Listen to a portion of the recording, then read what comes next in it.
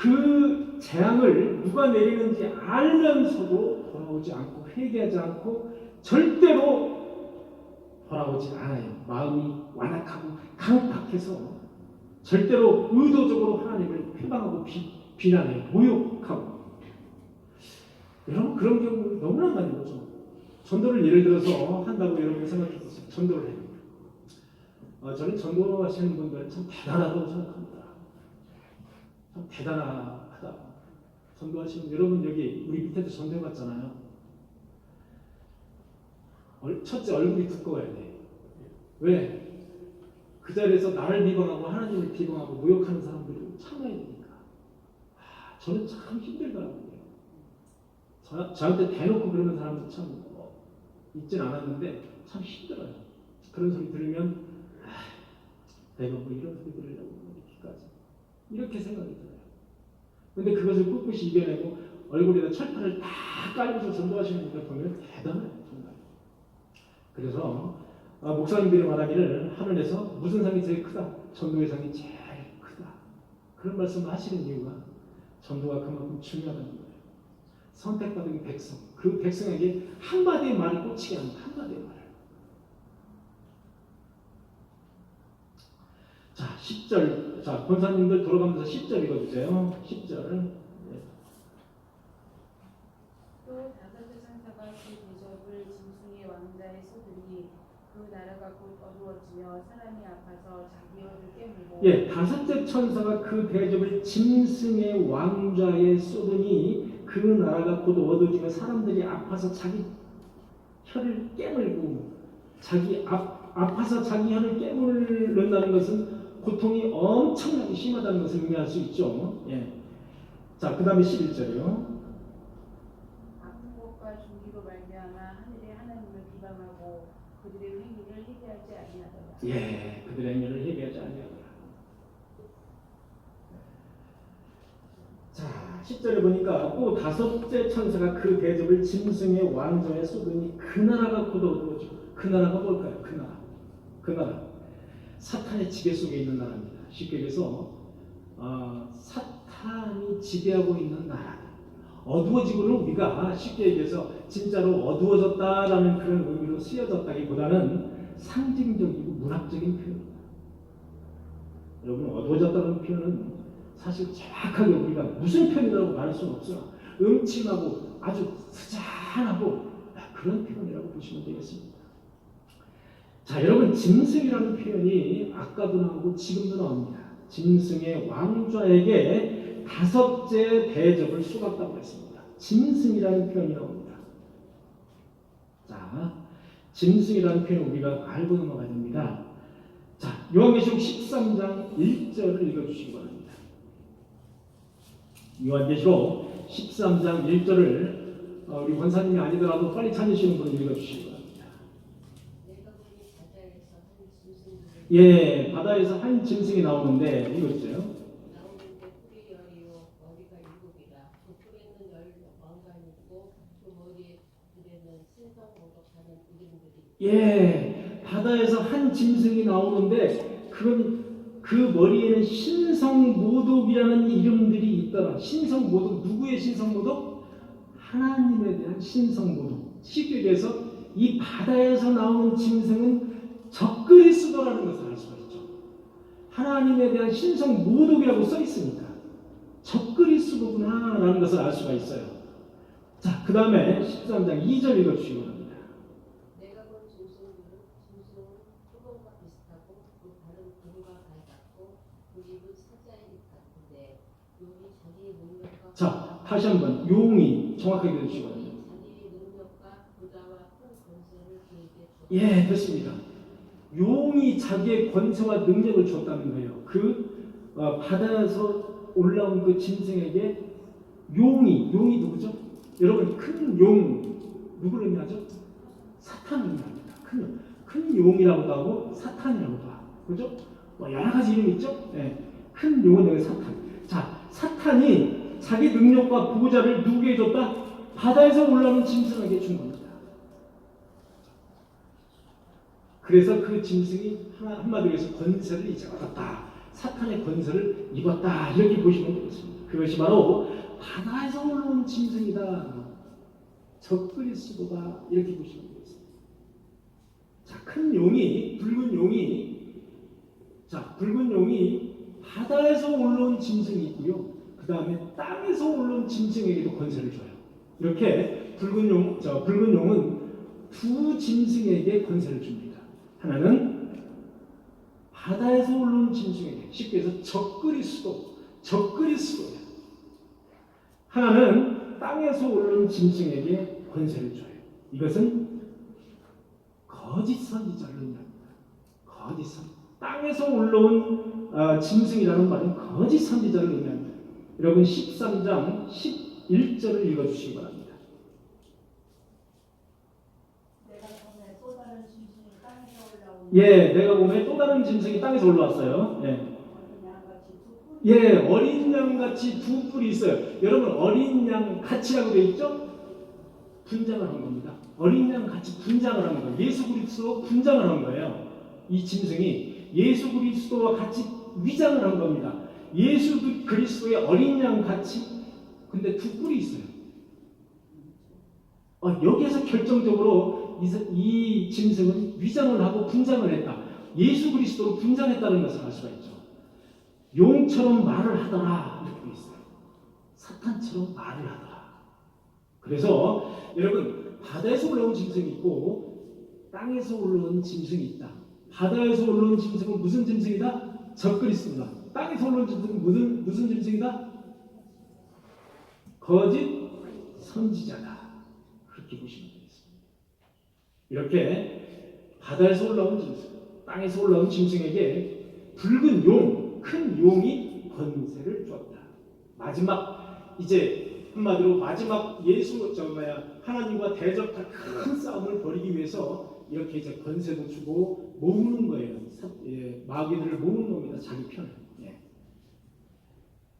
자, 12장 12절을 제가 읽겠습니다. 또 여섯째 천사가 그 대접을 큰 강 유브라데에 쏟으매. 자, 이제 여섯째 천사가 여섯째 대접을 이제 쏟는 장면이 나와요. 근데 어디다 쏟아요? 큰 강 유브라데에 쏟습니다. 여러분 계속해서 지난주에도 유브라데라는 말이 계속 나왔었죠. 유브라데는 유브라데스 강을 의미하는 것이 아닙니다. 여러분 유브라데스 강은 4대 문명 중에 하나인 메소포타미아 문명을 이렇게 메소포타미아 문명이 삼각주로 되어 있지 않습니까? 근데 거기에 한 줄기가 유브라데스 강이고 한 줄기는 티그리스 강이에요. 이 두 강이 만나서 삼각주라는 비옥한 땅을 만들잖아요. 그래서 4대 문명 중에 하나가 바로 메소포타미아 문명인데 그 메소포타미아 문명을 차지하려고 그 가로지르는 게 유브라데스 강인데 그 유브라데스 강 줄기를 차지하려고 그 북방 민족과 남방 민족이 항상 치열하게 싸움을 했던 것이 바로 유브라데입니다. 그래서 성경에서 말하는 유브라데다라고 말하는 것은, 그리고 유브라데에 있던 그 북방 민족들은 아수르, 바벨론, 메데바사 이런 민족들이에요. 다 한마디로 유대 민족들을 쳐서 계속해서 하나님이 그 몽둥이의 수단으로 사용했던 거예요. 유대 민족들이 말을 안 될 때는 쳐들어오게 해가지고 혼을 내주게 하고, 이렇게 유브라데라는 의미하는 그 유브라데가 의미하는 그 말은 그냥 유브라데스 강을 의미하는 것이 아니라 전쟁에 의한 참혹한 재앙을 상징적으로 말하는 그 장소를 말할 때 유브라데라는 말이 있습니다.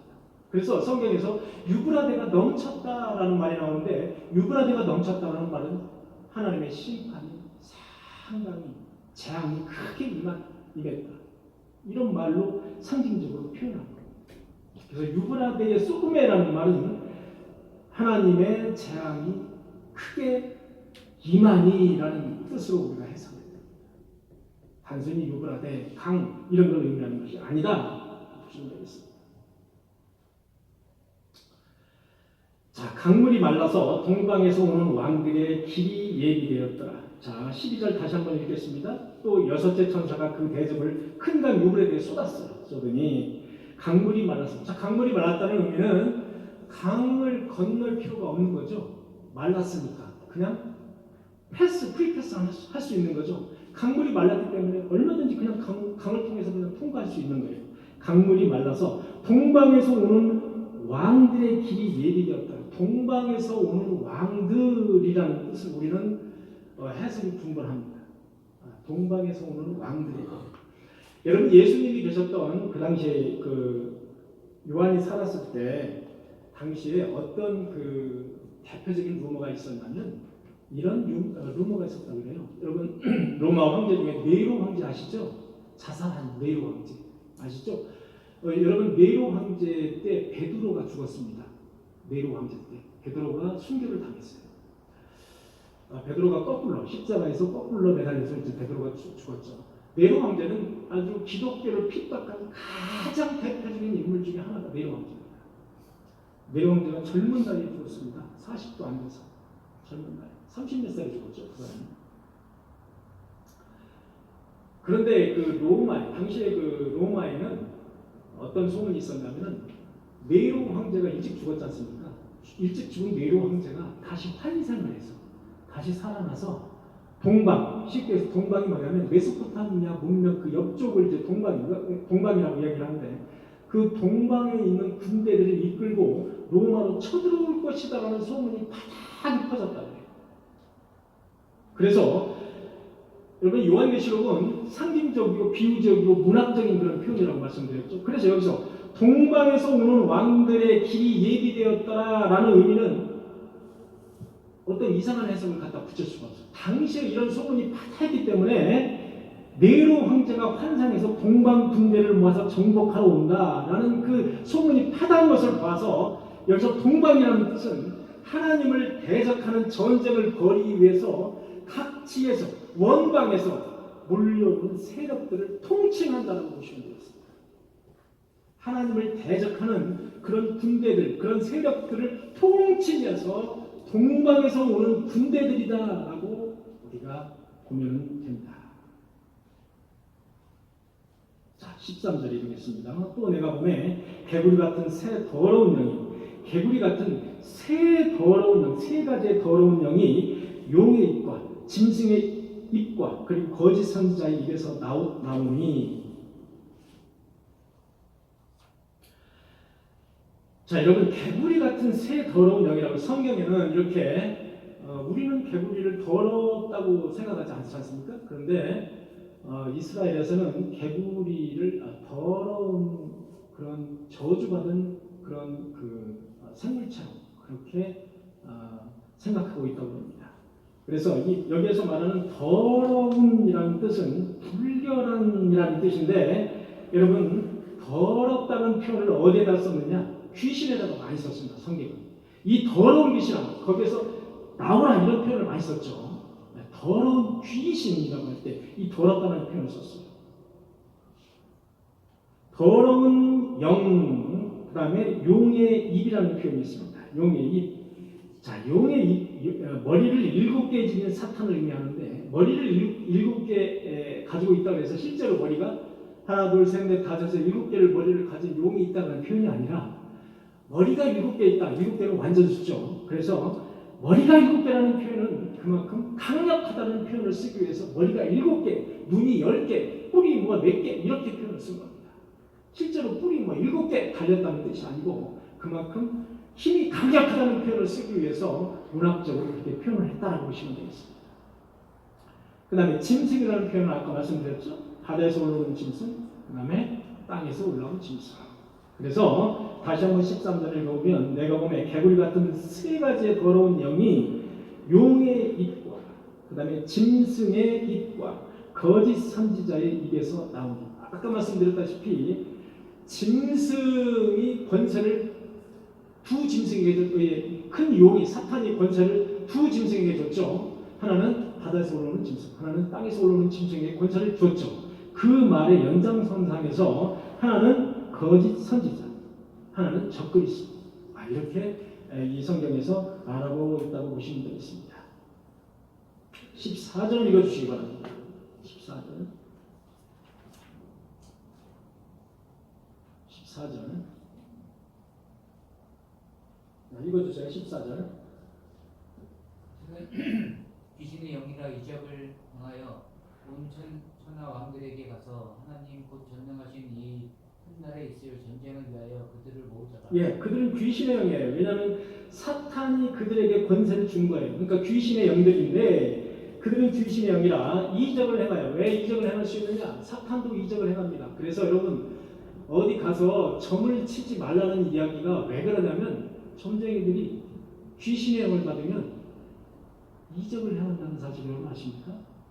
이적을 행하여. 이적도 행하고 방언도 합니다. 여러분 귀신의 영을 받으면 방언도 한다는 사실 아십니까?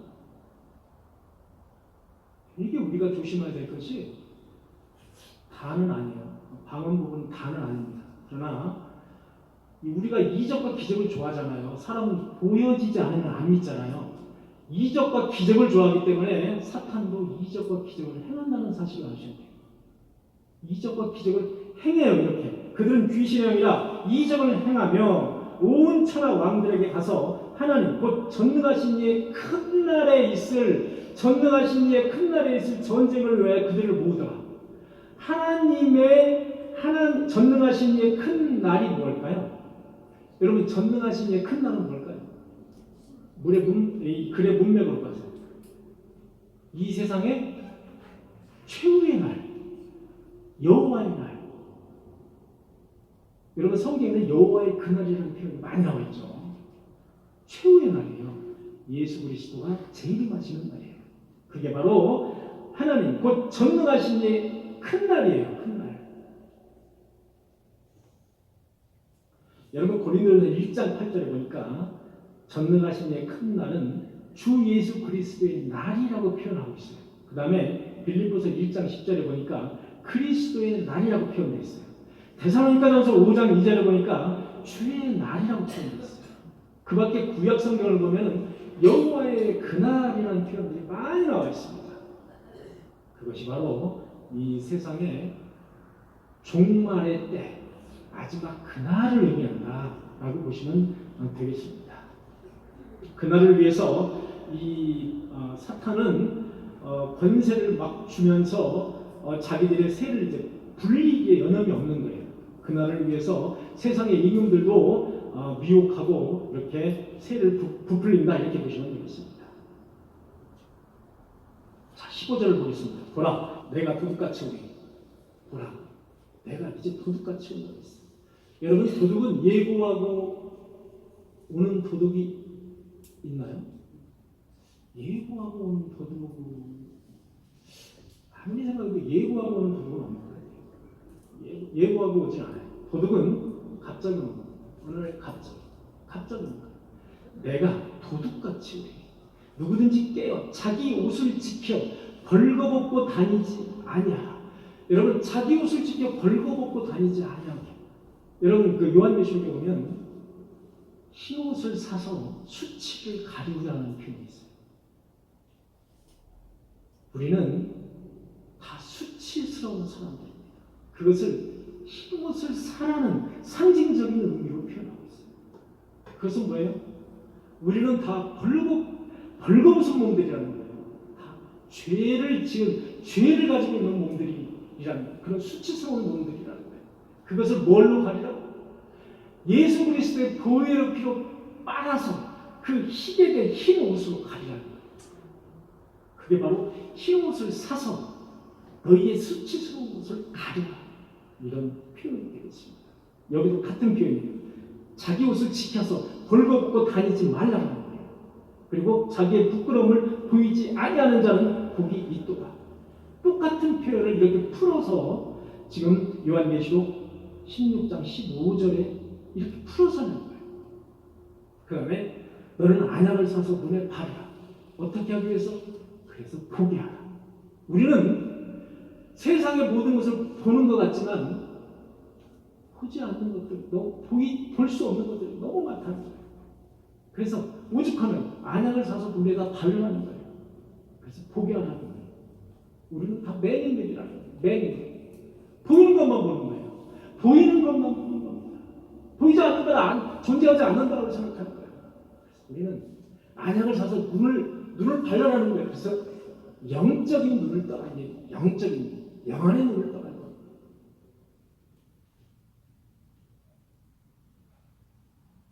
(16절) 보도록 하겠습니다.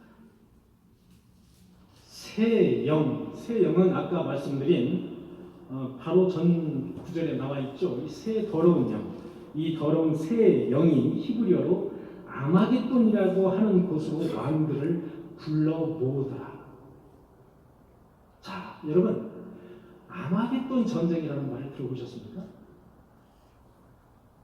아마겟돈 전쟁이라는 말을 안 들어보신 분 한번 손 좀 들어보세요. 못 들어보신 분, 처음 들어보고 오늘 우리 교인들이 많이 안 나오셨네. 되게 중요한 말씀인데, 여러분, 아마겟돈 전쟁이라는 말은 누구도 다 들어보셨을 겁니다. 아마겟돈 전쟁이라는 하면 이 세상 끝이야. 아마겟돈 전쟁은 3차 세계 대전이야. 여러분, 오늘 그 인터넷 제가 이렇게 보니까 러시아와 우크라이나 전쟁이 3차 대전으로 확장될 가능성이 높다. 이런 글이 이렇게 헤드라인으로 잡혀 있더라고요. 그것이 무엇을 의미하냐? 어떤 사람들은 아마겟돈 전쟁을 3차 대전으로 보는 사람도 있습니다. 그러나 아마겟돈, 여러분, 새 더러운 영이 히브리어로 아마겟돈이라고 하는 것으로 왕들을 모으더라. 자, 이 말을 제가 한번 보면은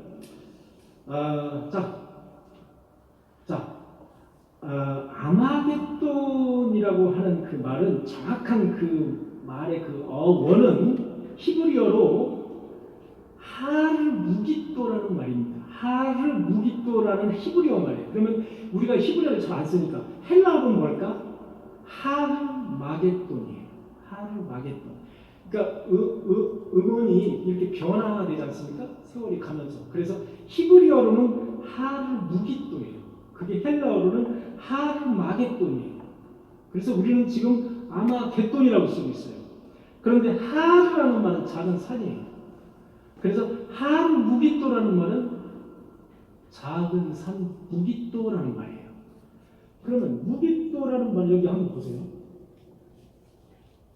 자, 무깃도가 어디 있죠?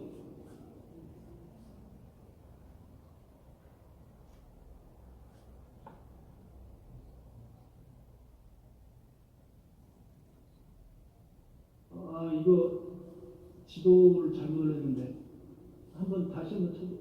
또 한번 쳐보세요. 반대 방향으로 한번 가보세요. 옮겨줘 보세요. 아니, 반대로. 예, 옮겨줘 보세요. 예, 우리 다운이 씨 청년이 해외에 지금 나가 있어서 저하고 커뮤니케이션 잘 안 했어요. 제가 올렸는데, 지도를 올렸는데, 이 무깃도가 어디에 있냐면요. 여러분, 그 제일 위에 예루살렘 있죠? 예루살렘으로 더 올라가면 뭐가 있죠? 북이스라엘 사마리아가 있죠, 여러분. 그죠? 예루살렘에서 쭉 더 올라가면 사마리아가 있습니다. 사마리아 바로 더 올라가면 사마리아 근처에 무깃도가 있습니다. 무깃도가 있는데, 무깃도는 북방민족들, 그래서 아수르라든지 바벨론이라든지 시리아라든지 이런 북방민족들이 애국을 오고 싶어요. 애국. 이 바로 밑에가 애국이잖아요. 땅에 이쪽으로 애국이거든요. 바로. 애국을 오고 싶은데 애국으로 오려면 반드시 이스라엘을 거쳐서 무깃도를 거쳐야 돼요. 무깃도를 거쳐서 내려와서 애국을 가야 돼요. 그래서 무깃도는 전략적 요충지예요. 여러분. 정치적 요충지. 그 다음에 무깃도에서 많은 무역도 일어나고 그런 곳이에요. 그래서 여기에서 하르무깃도라고 하는 것은 하르무깃도 헬라어로 하르마겟돈이라고 하죠. 그래서 새 영이 히브리어로 아마겟돈이라고 하는 곳으로 왕들을 모으더라라고 하는 뜻은 뭐냐면은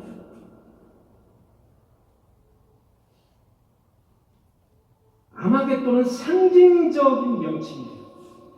이런 그 새 더러운 영들을 아마겟돈 무깃도로 모으는 것이 아니라 한마디로 아마겟돈이라는 것은 하나님과 이 사탄의 세력들과 마지막으로 전쟁을 치르는 그런 상징적인 의미의 단어다 이렇게 보시면 되겠습니다. 그게 바로 아마겟돈입니다. 무기또입니다. 그게 바로 무기또. 그래서 상징적으로 무기또라는 말을 썼어요. 이스라엘의 명칭을 쓸 겁니다. 그래서 다시 한번 말씀드리면 새 영이 히브리어로 아마겟돈이라고 하는 곳으로 왕들을 모으더라. 새 더러운 영이 뭐 하기 위해서? 하나님과 대적하기 위해서 모으는 거예요.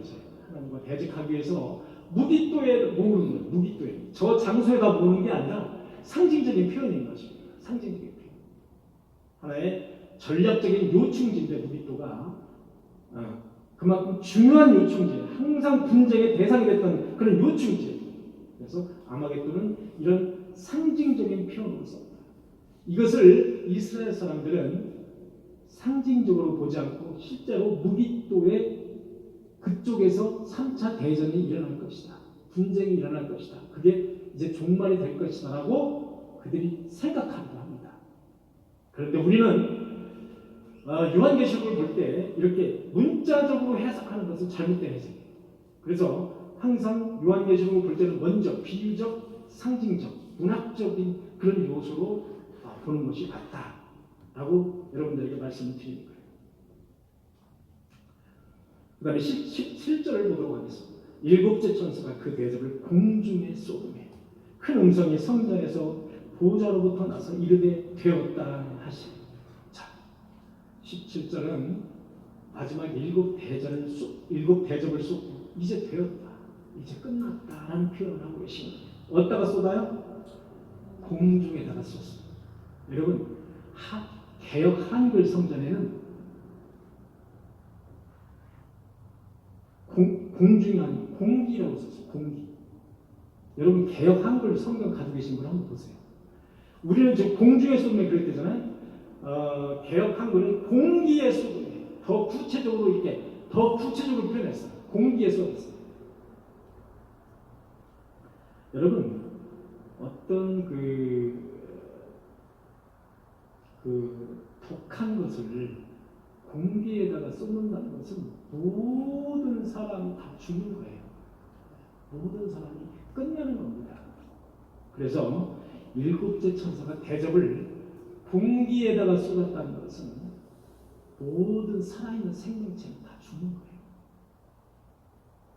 그러나 다 죽음과 동시에 그러면 그 당시에 예를 들어서 자 오늘 이렇게 일곱 대접이 예를 들어서 하늘에서 공기에다가 자 쏟았어요. 공중에다 쏟았어요. 그럼 살아있는 우리들은 어떻게 될까요?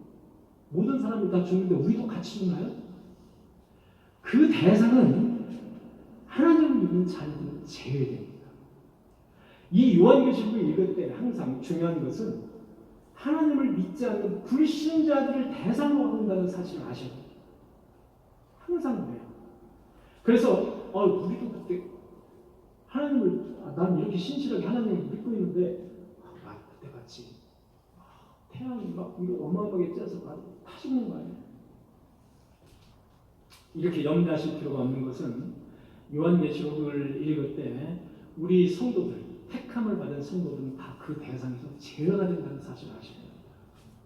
그래서 저와 여러분들은 우리 교회에 있는 여러분들은 사실 우리 유형교회라고 그래요. 우리가 지금 예배당에서 예배를 드리고 있는 그 교회는 유형교회라고 이야기합니다. 유형교회. 형체가 있죠? 교회라는 형체도 있고 다 형체가 이렇게 있죠? 이렇게 다 예배드리는 형체도 있고. 그런데 이 예배 유형교회에서 예배드리는 우리들은 누가 구원을 받았는지, 누가 선택함을 받았는지를 우리 눈으로 확인할 수 없는 단점이 있습니다. 저와 여러분들은 목사가 여기에서 단상에 서 있어도 저 목사가 구원을 받은 목사인지 안 받은 목사인지 여러분이 확정할 수가 없어요. 저도 여러분들을 대할 때 저분은 확실하게 구원을 받았어 라고 말을 함부로 못해요. 왜냐? 그것은 하나님만 아시는 영역이에요. 인간이 알 수 있는 영역이 아니라는 거예요. 똑같이 밖에 인덕원 꿈의 교회 앞에서 어떤 사람이 지나갔어요. 거지가 지나가고서 엊그제 보니까 이불을 갖다가 다 막 헤어진 냄새나는 이불을 어떤 거지가 쓰고 그 더운 날씨에 쓰고서 길 건너는 걸 제가 봤는데 가끔 동탄마을에 오셔요. 그래서 그분한테 제가 오면요. 그분은 이렇게 당당하게 얘기해요. 빵줘, 컵시러 이렇게 당당하게 와서 얘기하는 그 거지가 한 분 있어요. 제가 꼭 줍니다. 오면은 꼭 줘요, 제가. 예를 들어서 그분이 아유 저거 유비된 백성이 저거 저 지옥불로 빨리 가야 돼. 이렇게 누가 얘기한다면 잘못된 이야기다라는 거예요. 잘못된 이야기다. 왜냐? 하나님은 어느 백성이 유비됐는지, 어느 백성이 선택됐는지를 우리 인간의 눈으로 확인하지 못하게 하셨어요. 그래서 우리 옆자리에 앉아 계신 분도 당신이 유비됐어, 당신은 선택받았어 라는 말을 할 수 있어요. 그러나 그것을 우리가 확증할 수가 없어요. 그래서 하나님의 확증, 한마디로 하나님의 인의 도장을 찍힐 때까지 계속해서 우리는 하나님을 신뢰하면서 계속해서 우리는 가야 됩니다. 그것을 구별할 수 있다고 주장하는 종교단체가 있습니다. 어디죠? 구원파가 되겠습니다. 구원파는 맨날 메시의 당신은 구원을 받았다. 나는 맨날 메시의 구원을 받았는데 너는 구원 받았냐? 이렇게 물어봅니다. 그게 구원파예요. 그래서 구원파를 우리는 이단이라고 정죄를 합니다. 구원파. 여러분 구원파 굳이 뭐 멀리 안 가도 되죠? 여러분들. 여러분들 아주 가장 가까운 곳은 구원파예요.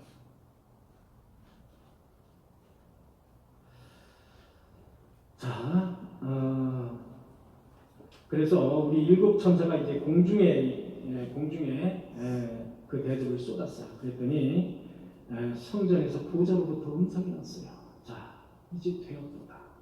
됐다는 거예요. 번개와 음성들과 우레소리가 있고 또 큰 지진이 있어. 얼마나 큰지 사람이 이 땅에서 온 이래로 이같이 큰 지진이 없었더라. 19절에 보니까 큰 성이 세 갈래로 갈라지고, 여기서 세 갈래로 갈라지고라는 뜻은 그냥 한 갈래, 두 갈래, 세 갈래로 갈라졌다는 뜻이 아니라, 여러분 성경에서 요한계시록에서 3이라는 숫자는 무슨 숫자라고 했죠?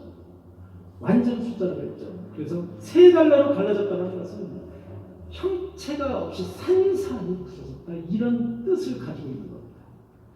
큰 성이 세 갈래로 갈라져 만국의 성들도 무너지니 큰 성 바벨론이 또 바벨론이 나왔어. 하나님을 믿지 않고 하나님에 대적하는 그런 나라와 그런 백성들을 통칭해서 우리는 바벨론이라고 통칭을 합니다. 바벨론이 하나님 앞에 기억되신 바 되어 그의 맹렬한 진노의 포도주 잔을 받으매, 맹렬한 진노의 포도주 잔을 받으매. 진노의 포도주 잔을 받으면 포도주 잔을 마시면 되지 뭐 이렇게 생각하시는 분 계십니까? 문학적인 표현입니다. 진노의 포도주 잔이라는 것은 문학적인 표현이에요. 여러분 요한계시록 18장 2절을 보니까 무너졌도다 큰 성 바벨론이요 귀신의 처소와 더러운 영이 모이는 곳과 각종 더럽고 가증한 새들이 모이는 곳이 되었도다. 바벨론이 그렇다는 얘기입니다. 그 다음에 14장 10절을 보니까 누구든지 짐승의 표를 받으면 하나님의 진노의 포도주를 마시리니 그 진노의 잔에 섞인 것이 없이 부은 포도주. 그 진노의 잔은 섞인 것이 없이 부은 포도주예요. 여러분 그 포도주는요 섞인 것이 없대요. 여러분 무슨 말이에요? 그 다음 절에 나와요. 천사들 앞과 어린 양 앞에서 불과 유황불로 고난을 받으리. 이게 바로 섞인 것이 없는 포도주예요. 여러분 오리지널 포도잔을 받는다는 거예요. 오리지널 포도주 잔을 받는데 그 오리지널 포도주 잔은 뭐냐? 불과 유황불이에요. 그걸로 끝난다는 거예요.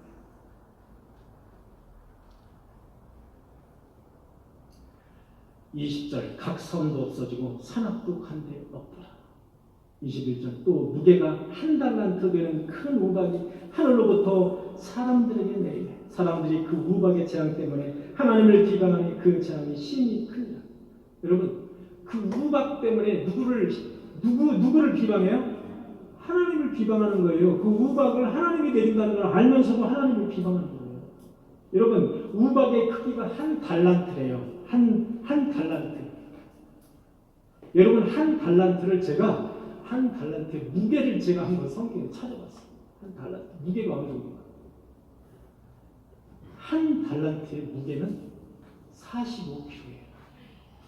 여러분 45kg 나가시면 뭐 빨리 손 들어보세요. 아, 박명훈 원사님은 45kg 안 나가는데 30kg 정도밖에 안 될 것 같은데. 우리 이서영 원사님 40kg 나가세요?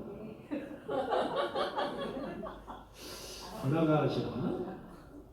우리 세원 청년 45kg 나가죠? 더 나가요? 아, 팔 하나 떼면 되겠네. 이 정도 무게의 우박이 온다는 거예요. 여러분, 우박 지금 요즘 보면 주먹만한 우박 오는 건 여러분들 다 아시죠? 주먹만한 우박이 와서 차 그 앞유리를 뻥뻥 뚫는 거 여러분 보셨잖아요. 근데 그 정도 우박이 아니라 45kg, 한 달란트 되는 우박입니다. 사람이 맞으면 어떻게 되겠습니까? 여러분 어지간하면 지붕 다 뚫어버리겠죠? 하늘에서 그런 우박 떨어지면 지붕 다 뚫리죠? 다 뚫립니다. 그런데 그럼에도 불구하고 하나님을 비방한다고 하나님 그 재앙이 심히 컸다고 얘기하고 있어요.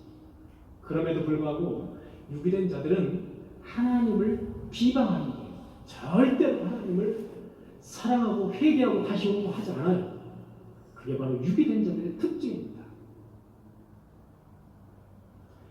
각 섬도 없어지고 산악도 없어지고 간데 없더라. 제가 볼 때 여기에 생략된 말이 있어요. 태양도 없어지고 라는 말이 생략됐어요. 제가 볼 때 섬도 없어지고 산도 없어졌는데 당연히 태양도 없어질 거예요. 왜? 우리가 항상 그곳에 있다고 생각하는 그런 고정된 관념을 가진 물체들, 산, 바다, 섬, 태양, 별 이런 것들 항상 있죠? 항상 있다고 생각하는 것들이 없어지는 거예요. 그게 바로 마지막 이제 심판이 되겠습니다. 이렇게 해서 우리가 지금 보고자 하는 요한계시록을 지금 우리가 이제 몇 주에 걸쳐서 봤잖아요. 다음 주간에는 요한계시록에 대해서 이제 우리가 못 본 부분을 중요 부분만 이렇게 거쳐서 요한계시록을 이제 끝내고자 합니다.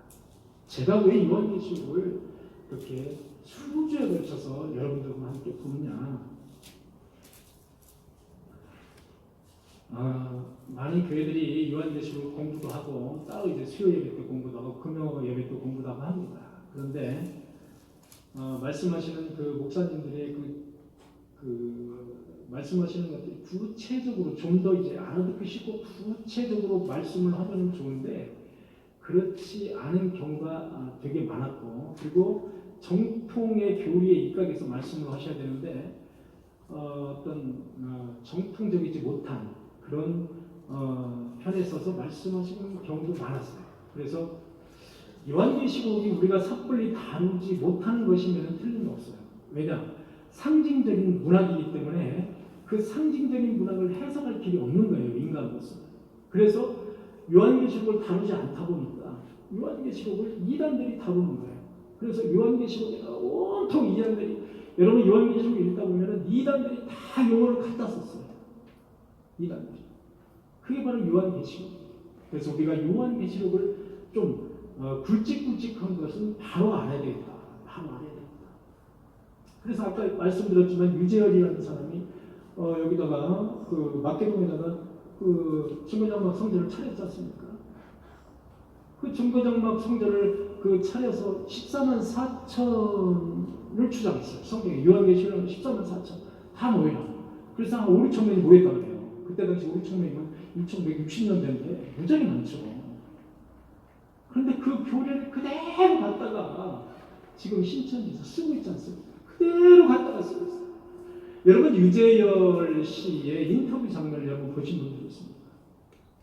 내가 성경을 잘못 해석해서 정말 죄송하다. 지금 내가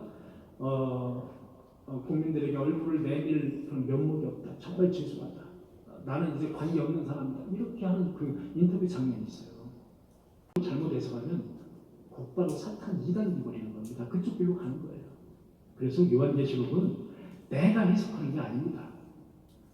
수천 년, 지금까지 수천 년간 기도를 많이 하시고 성경을 많이 통독하시고 많이 연구하신 분들이 작성하신 그 주석이라든지 그분들이 공통적으로 말씀하신 그 상징적이고 문학적인 것이죠. 그것을 우리는 갖다가 쓰는 거예요. 제가 이거다 저거다라고 말씀드리는 게 아닙니다.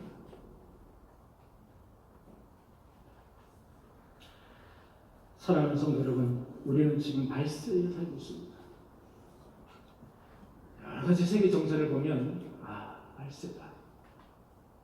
지금 당장 하나님이 천사를 통해서 7 나팔불고 7 대접을 쏟아도 아무 할 말이 없어요.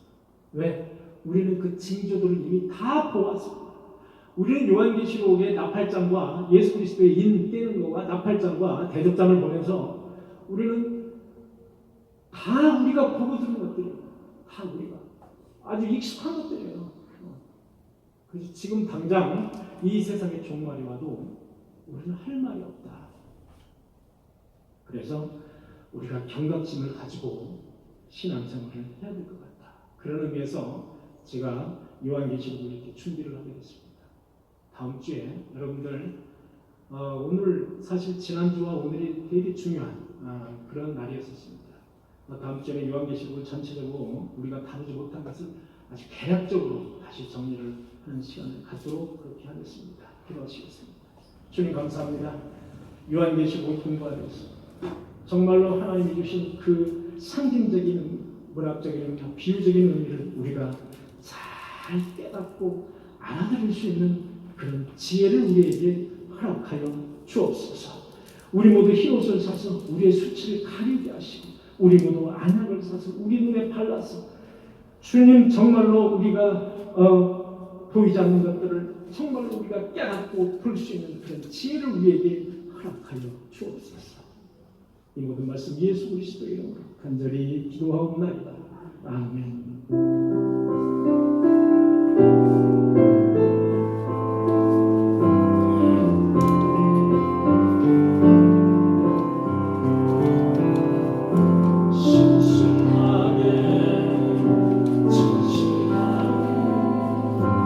거룩하게 살게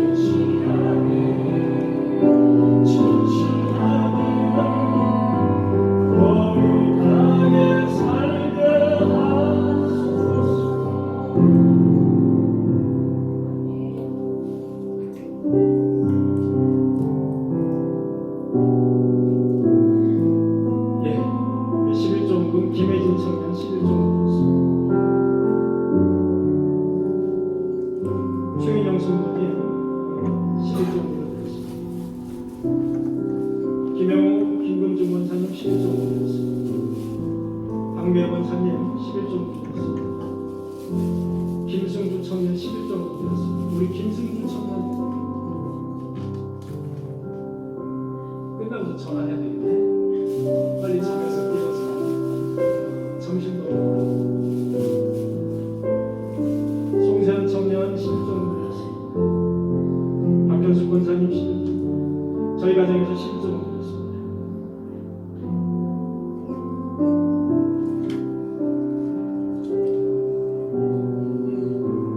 선경동 박매 권사님, 온 가족 건강 주시고 믿음의 가정 되어서 감사드립니다. 직장에서 인정받는 아들, 딸, 며느리, 손주가 되도록 주님께서 축복하여 주옵소서. 조상기 강강래 집사님 감사드리겠습니다. 우리 조상기 강강래 원사님, 강강래 집사님 어디 계셔요? 강강래 집사님 이렇게 나으셨어요? 아프시다소리 지금 나으셔서 감사드립니다. 우리 두 집사님, 우리 또 조정자 우리 집사님도 우리 같이 어르신이신데 하나님이 주신 그 수완까지 건강하게 오래오래 사시기를 간절히 축원합니다.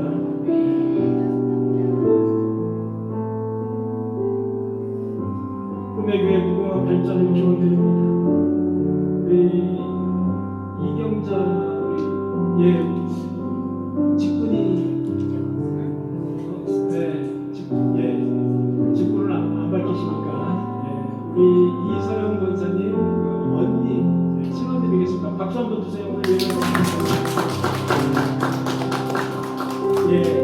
우리 미국에서 잠깐 다녀오셨는데 함께 예배를 드리겠습니다. 주님의 사랑과 은혜에 감사드립니다. 늘 새롭게 주님만을 바라보며 살게 하옵소서. 이광조 이서영 권사님 10월의 첫날을 주셔서 감사합니다. 믿음을 지키면서 본이 되신 부모님을 본받아서 끝까지 하나님께 믿음을 지키며 살아가는 가정, 후손의 교회가 되게 하옵소서. 저희 가정에서 감사하게 되었습니다. 기도하시겠습니다. 내가 내게 권하노니 연단한 금을 사서 구요와 병, 흰옷을 사서 입어서 벌거벗은 수치를 가리라. 안약을 사서 문에 발라 보이게 하라. 말씀을 맞이하사 시험에 들지 말게 하시고 넘어지더라도 다시 일어설 수 있는 주님 용기와 힘을 우리에게 허락하여 주옵소서. 슬기로운 다섯 처녀와 같이 등불의 기름을 준비하며 재림의 주님을 기쁨으로 맞이할 수 있는 우리 교인들이 다 되게 하여 주옵소서. 하나님의 말씀을 지켜 하며 네 손으로 하는 모든 일에 복을 주리라. 들어가도 복을 받고 나아가도 복을 받는 우리 삶의 인생들이 되게 하여 주옵소서.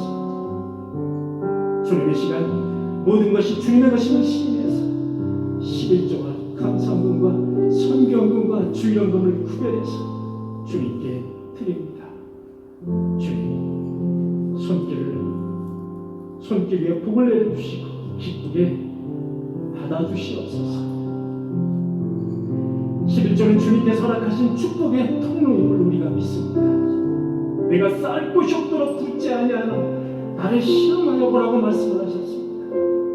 11조를 드린 그 손길 위에 만배로 축복하여 주옵소서. 또한 감사금과 선교금과 주명금을 드린 속죄를 드리고 있습니다. 주님, 쓰고 남은 그런 헌금을 주님께 드리는 것이 아니라 먼저 주님께 드리는 귀한 헌금이오니 주님께서 그 손길 위에 복 내려주시고 동일한 축복으로 함께하여 주옵소서.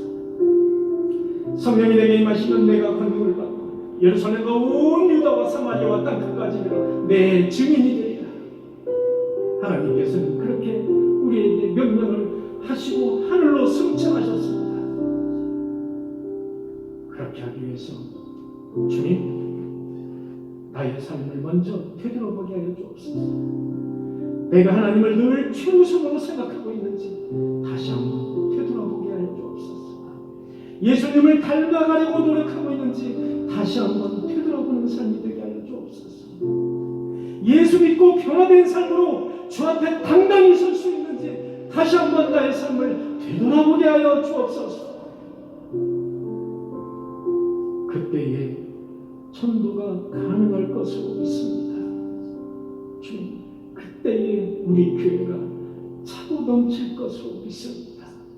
우리가 모두 다 변화된 삶을 사는 우리 인도원 교회 성도들이 모두 되게 하여 주옵소서.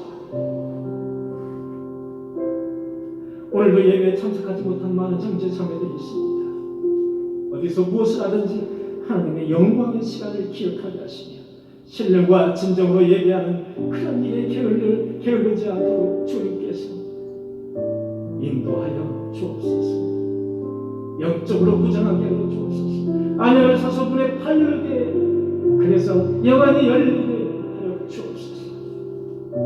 헌금이 쓰여질 때마다 하나님의 놀라운 오명의 기적이 우리 꿈의 교회에 나타나게 하여 주옵소서. 이 모든 말씀 예수 그리스도의 이름으로 간절히 기도하옵나이다. 아멘.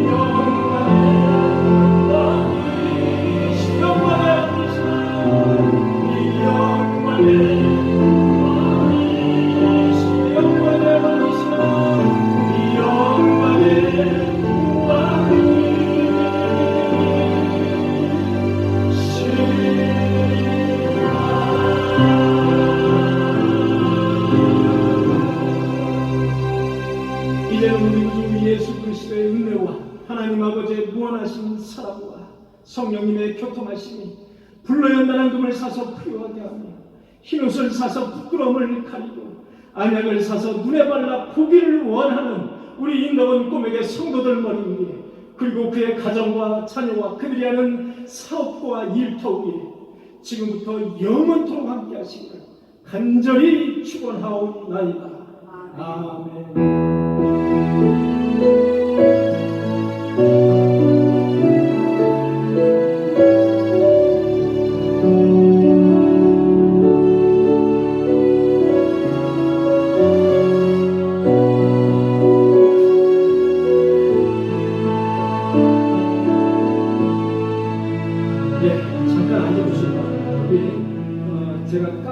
전도상을 수상을 해야 되는데 못했습니다. 우리 대표로 김금중 권사님 나와주시면 우리 김영호 집사님 그냥 거기 앉아 계십니다. 네, 앉아 계시고 우리 김금중 권사님이 대표로 나와주시기 바랍니다. 지난 3분기에 2분을 전도를 하셨어요. 2분을 전도하셔서 우리 3분기 전도 우등상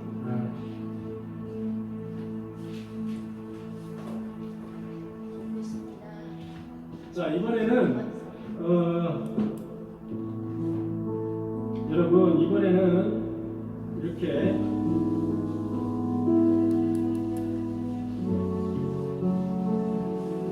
이쁘게 이렇게 전도 우등상을 이렇게 만들었어요.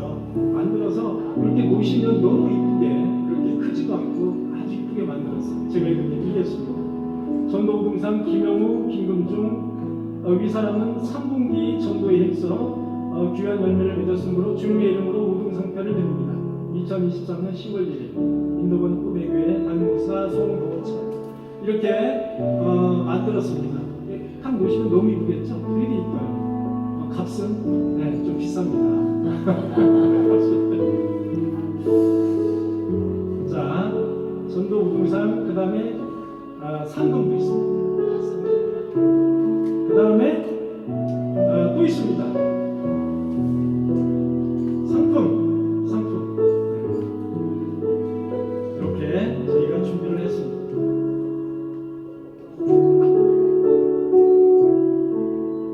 자 여러분 이제 마지막 남은 전도 우등상 이제 12월 마지막 주에 시상을 할 거거든요. 여러분 전도 우등상을 받지 못하신 분 또는 전도 우등상을 받으신 분 중에서도 하나님의 명령을 잘 준수해서 전도상을 받으시길 바랍니다. 자, 박수 한번 주세요.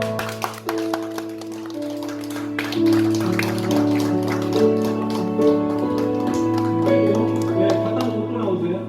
자, 그리고 전도를 하신 그 두 분이 있는데 그 두 분이 성경책을 안 가지고 계세요 보니까. 그래서 성경을 저희 교회에서 준비를 했어요.